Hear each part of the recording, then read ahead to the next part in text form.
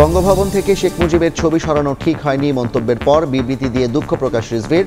উপদেষ্টা নিয়োগে আরও সতর্কতার পরামর্শ মির্জা ফখরুলের। গায়েবী মামলা ঠেকানোর উপায় খুঁজছে সরকার, জানালেন আইন উপদেষ্টা। গণমাধ্যম সংস্কারে হবে রূপরেখা। অ্যাটকোর সঙ্গে বৈঠকে তথ্য উপদেষ্টা।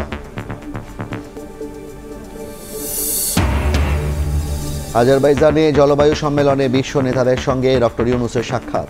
সমৃদ্ধ বাংলাদেশ গড়তে সহযোগিতার অঙ্গীকার তুরস্কের প্রেসিডেন্ট এরদোয়ানের।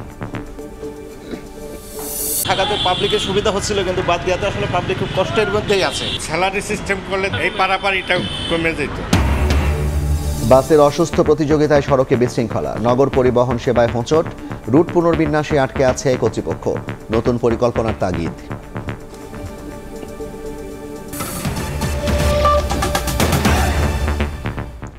পলাতক শেখ হাসিনাকে ফেরাতে চলছে আন্তর্জাতিক অপরাধ ট্রাইব্যুনালের তোড়জোড়। ইন্টারপোলের রেড নোটিশ জারির পদক্ষেপ নিতে আইজিপিকে চিঠি দিয়েছে প্রসিকিউশন। এদিকে সাবেক সেনা কর্মকর্তা জিয়াউল আহসানকে জিজ্ঞাসাবাদ করবে তদন্ত সংস্থা। এছাড়া যাত্রাবাড়িতে হত্যা মামলায় আরও 4 পুলিশ কর্মকর্তার বিরুদ্ধে গ্রেপ্তারি পরোয়ানা জারি করেছে ট্রাইব্যুনাল। এখনও ঢালাওভাবে গায়েবী মামলা হচ্ছে, যা সরকারের জন্য বিব্রতকর, এমন মন্তব্য করেছেন আইন উপদেষ্টা ডক্টর আসিফ নজরুল। এ সংকট মোকাবিলায় আইনজ্ঞদের কাছে পরামর্শ চাওয়া হয়েছে বলেও জানিয়েছেন তিনি। সন্ধ্যায় বিচার প্রশাসন প্রশিক্ষণ ইনস্টিটিউটে বিচার বিভাগ সংস্কার কমিশনের সঙ্গে বৈঠক শেষে সাংবাদিকদের এই কথা জানান উপদেষ্টা। বলেন, বিচার বিভাগে রাজনীতিকরণ ঠেকাতে উচ্চ আদালতে বিচারক নিয়োগে যুগোপযোগী আইন করবে অন্তর্বর্তী সরকার। 2008 সালে বিচারপতি নিয়োগে আইন প্রণয়নের উদ্যোগ নেওয়া হলেও ফ্যাসিস্ট আওয়ামী লীগ সরকার তা বাতিল করে বলে জানান ডক্টর আসিফ নজরুল। অনেক সীমাবদ্ধতার মধ্যেও বিচার বিভাগ সংস্কার কমিশনের কাজে আশাবাদ জানান উপদেষ্টা।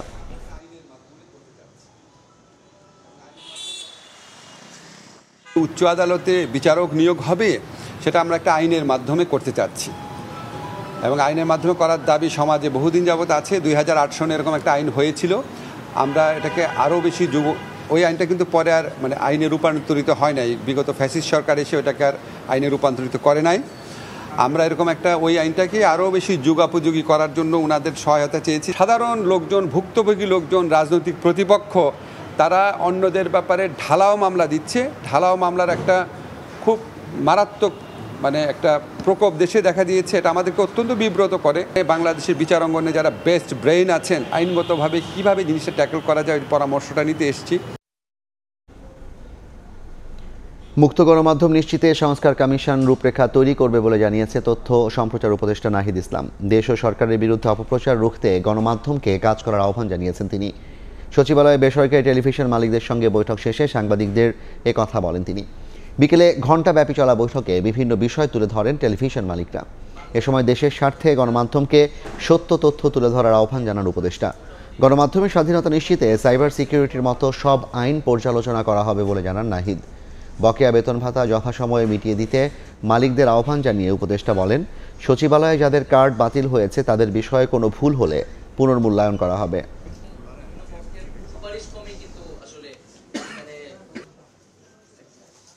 কেউ যাতে বাধা প্রদান করতে না পারে সরকারের জায়গা থেকে, তো সেটার জন্য গণমাধ্যম সংস্কার কমিশন কাজ করবে। গণমাধ্যম সংস্কার কমিশন মূলত বিভিন্ন পক্ষের সমন্বয়ে গঠিত এবং বিভিন্ন পক্ষের সুপারিশ ক্রমেই কিন্তু আসলে এখানে একটি রূপরেখা তৈরি করবে। কোনো কিছুই আসলে উপর থেকে চাপিয়ে দেওয়া হবে না। অপপ্রচারকে কাউন্টার দেওয়ার জন্য বাংলাদেশকে নিয়ে যেই অপপ্রচার হচ্ছে এবং প্রকৃত সত্যটাকে তুলে ধরার জন্য আমাদের কিন্তু সরকার সহ গণমাধ্যমের সংশ্লিষ্ট সকলকে ঐক্যবদ্ধভাবে আসলে কাজ করতে হবে। উপদেষ্টা নিয়োগে অন্তর্বর্তী সরকারকে আরও সতর্ক হতে পরামর্শ দিলেন বিএনপি মহাসচিব মির্জা ফখরুল ইসলাম আলমগীর। সংস্কার কাজ শেষে দ্রুত নির্বাচন দিতে আহ্বান জানান তিনি। এদিকে বঙ্গভবন থেকে শেখ মুজিবের ছবি সরানোর বক্তব্য থেকে সরে এলেন দলটির সিনিয়র যুগ্ম মহাসচিব রুহুল কবির রিজভী। দুপুরে এক বিবৃতিতে দুঃখ প্রকাশ করেছেন তিনি। আপনারা স্বাধীনতার পরে শেখ মুজিবুর রহমানের অনেক অন্যায়, অনেক দুঃশাসন দেখেছি। তারপরে তো সে ছিল, তার ছবিটা ছিল। জিয়াউর রহমান কিন্তু তার ছবি পুনঃস্থাপন করেছে। আমি মনে করি তার ছবিটা নামিয়ে ফেলাটা উচিত হয়নি। নয়াপল্টনে দলের কেন্দ্রীয় কার্যালয়ে এক অনুষ্ঠানে এমন বক্তব্য দিয়ে আলোচনায় আসেন বিএনপির সিনিয়র যুগ্ম মহাসচিব রুহুল কবির রিজভী। দুপুরে তার বক্তব্যের বিষয়ে অবস্থান পরিষ্কার করে গণমাধ্যমে বার্তা পাঠান তিনি। এতে বলা হয়, তিনি মনে করেন দরবার হল যেখানে সব রাষ্ট্রপতিদের ছবি থাকে সেখান থেকে নামানো হয়েছে শেখ মুজিবের ছবি। এ সময় তার সংশোধনী বক্তব্যে তিনি আরও বলেন, শেখ হাসিনার ফ্যাসিবাদী শাসনে শেখ মুজিবের ছবি রাখার বাধ্যতামূলক আইন করা হয়েছে। ফ্যাসিবাদী আইনের কোনো কার্যকারিতা থাকতে পারে না। অফিস আদালত সর্বত্রই দুঃশাসনের চিহ্ন রাখা উচিত নয়। অনাকাঙ্ক্ষিত বক্তব্যের জন্য দুঃখ প্রকাশ করছে। বিপ্লব সংহতি। এদিন জাতীয় প্রেস ক্লাবে এক আলোচনা সভায় বিএনপির স্থায়ী কমিটির সদস্য আমির খসরু মাহমুদ চৌধুরী বলেন, জনগণের ভোটের মাধ্যমে আওয়ামী লীগকে বিদায় নিতে হবে। জনগণের ভোটের মাধ্যমে আওয়ামী লীগকে আপনাকে ক্যান্সেল করতে হবে। ফ্যাসিস্টকে ক্যান্সেল করবেন ভোটের মাধ্যমে, তাদেরকে পরাজিত করে, চরমভাবে পরাজিত করে ক্যান্সেল করে দেন।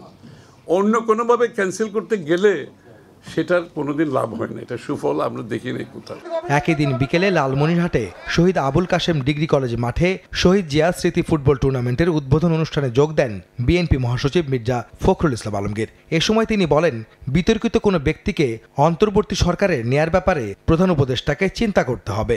বিতর্কিত কোনো ব্যক্তিকে এই আপনার অন্তর্বর্তীকালীন সরকারে নেওয়ার ব্যাপারে অবশ্যই যারা আমাদের দায়িত্বে রয়েছেন, বিশেষ করে ডক্টর ইউনূস, তাদের এগুলো ব্যাপারে তাদেরকে চিন্তা করতে হবে, যাতে করে নতুন করে বিতর্ক সৃষ্টি না হয় সেই বিষয়টা লক্ষ্য রাখতে হবে। গত 16 বছরে আওয়ামী লীগ দেশের রাজনৈতিক ও অর্থনৈতিক কাঠামো সম্পূর্ণ ধ্বংস করেছে বলেও অভিযোগ করেন বিএনপি মহাসচিব। এমন কিছু করা।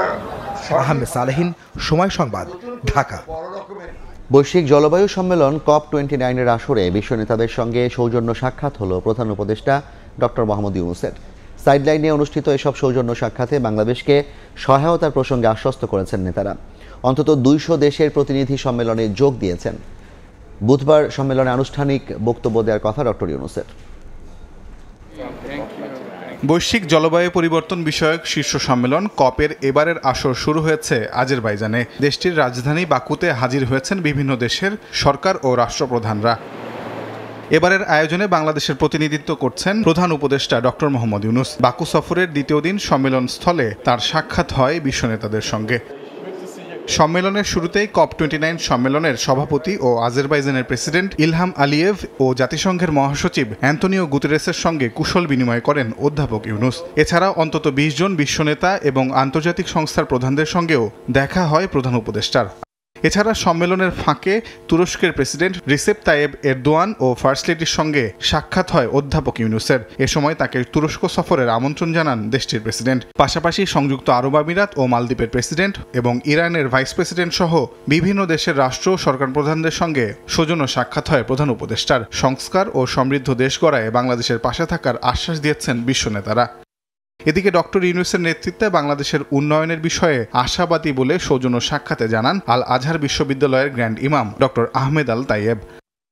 বুধবার জলবায়ু সম্মেলনে আনুষ্ঠানিক ভাষণ দেবেন ডক্টর ইউনূস। জলবায়ু পরিবর্তনে বাংলাদেশের ক্ষতির বিষয়টি বিশ্ববাসীর কাছে তিনি তুলে ধরবেন বলে জানিয়েছেন প্রধান উপদেষ্টার প্রেস সচিব। উনি বলেছেন, আমরা যদি রিনিউয়েবলে সুইচ করি, আমরা যদি নতুন একটা সাস্টেনেবল লাইফ স্টাইলে যাই এবং আমরা যদি সবাই এন্টারপ্রেনারশিপে জোর দেই, অবশ্যই আমরা নতুন একটা সিভিলাইজেশন করতে পারবো। এবারের সম্মেলনে জলবায়ু সংকট মোকাবেলায় প্রায় 200 দেশের শীর্ষ নেতা ও প্রতিনিধিরা অংশ নিয়েছেন। তাজওয়ার মাহমুদ, সময় সংবাদ, ঢাকা। জলবায়ু সংকট মানুষই সৃষ্টি করেছে উল্লেখ করে পরিবেশ ধ্বংস করে এমন কাজ না করার আহ্বান জানিয়েছেন প্রধান উপদেষ্টা ডক্টর মোহাম্মদ ইউনূস। আজারবাইজানে 29তম COP সম্মেলনে অংশ নিয়ে এক অনুষ্ঠানে তিনি কথা বলেন। এ সময় পরিবেশ রক্ষায় সবাইকে এগিয়ে আসার আহ্বান জানান ডক্টর ইউনূস। জলবায়ু নিয়ে কাজ করা তরুণদের নিয়ে আয়োজিত এই সেশনে ডক্টর ইউনূস বিভিন্ন প্রশ্নের উত্তর দেন। অনুষ্ঠানে ডক্টর ইউনূস বলেন, তরুণরাই দেশের প্রধান শক্তি, তাদের সুযোগ দিলে দারুণভাবে বদলে যাবে দেশ। অনুষ্ঠানের এক পর্যায়ে ডক্টর ইউনূস আয়োজকদের হাতে জুলাই আগস্ট গণ অভ্যুত্থানের হত্যাকাণ্ডের প্রামাণ্য চিত্র নিয়ে তৈরি করা অ্যালবাম তুলে দেন। বিদেশ থেকে আমদানি করা 21 কন্টেইনার বোঝাই 10 কোটি টাকা মূল্যের ফল ধ্বংস করার সিদ্ধান্ত নিয়েছে চট্টগ্রাম কাস্টম হাউস। আমদানিকারক ছাড় না করায় বন্দরে পড়ে থাকা এসব ফল অনেকটা খাবার অনুপযোগী। সাক্ষাৎ রিপোর্ট ক্যামেরায় বিস্তারিত জানাচ্ছেন কমল দে। চট্টগ্রাম বন্দরের বিভিন্ন ইয়ার্ডে বর্তমানে 9,000-এর বেশি পণ্য বোঝাই কন্টেনার পড়ে রয়েছে, যেগুলো অনেক আগে নিলামে বিক্রি করার জন্য চট্টগ্রাম কাস্টম হাউসের কাছে হস্তান্তর করা হয়েছিল। এর মধ্যে বিদেশ থেকে আমদানি করা ফল বোঝাই বিশেষায়িত রেফার কন্টেনার রয়েছে কয়েকশো।